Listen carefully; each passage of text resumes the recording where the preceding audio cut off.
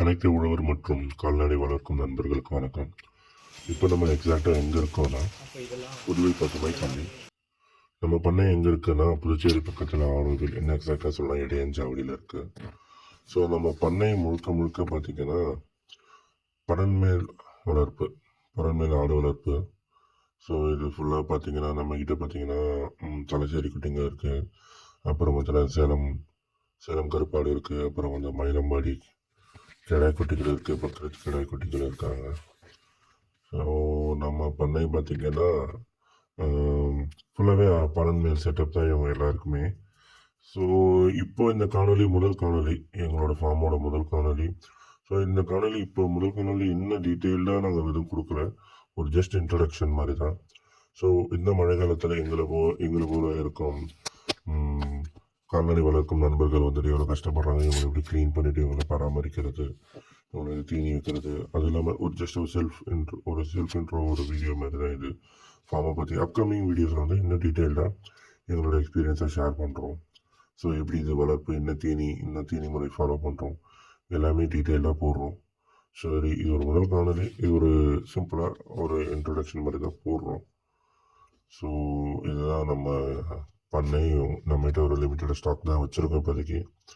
So நம்ம பண்ணையில் பார்த்தீங்கன்னா வச்சுக்கோங்க, ஸோ இவங்க பார்த்தீங்கன்னா நம்ம தலைச்சேரி குட்டிங்க ஒரு கொஞ்சம் பேர் தான் வாங்கினோம். அதுக்கப்புறம் இவங்க வந்துட்டு மொத்தம் 50 பேர் இருந்தாங்க, பாதி பேர் போயிட்டாங்க. கொஞ்சம் 30 கிலோவில் 35 கிலோவில் இருந்தவங்க எல்லாருமே போயிட்டாங்க.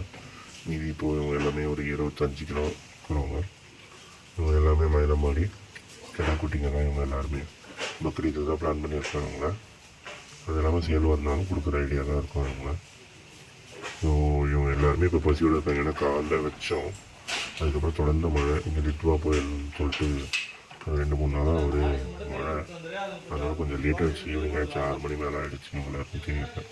அப்புறம் இவங்களும் வந்துட்டு சேலம் இருப்பேன். இவங்க வந்து காலையில் நாங்கள் பார்த்திங்கன்னா வேப்பிலை அரசையில் முடிஞ்சவனுக்கு எல்லாமே அந்த மழை எல்லாமே வெட்டி ரெடியாக வச்சு இந்த உட்காந்து அதனால் அதை நைட்டு எடுத்து வந்து இப்போ ஒரு ஈவினிங் கட்டி விட்டு வச்சு சாப்பிட்றாங்க. அடுத்து பார்த்திங்கன்னா சூப்பர் நைட்டில் நம்ம பக்கத்துலேயே இருக்குது, நமக்கு மிஷின்ஸ் இருக்குது.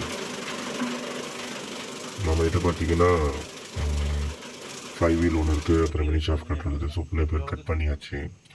கட் பண்ணி திட்டமான அளவில் ஆட்டுக்கு எடுத்துக்கிட்டு போய்ட்டு நம்மகிட்ட ஒரு கேடேரி ஒன்று இருக்குது வச்சுருக்கோம் வீட்டுக்குன்னு. சரி, இவர் பார்த்திங்கன்னா நம்ம ஹெச்எஃப் ஒன்று இருக்கிற ஆசிரியர்.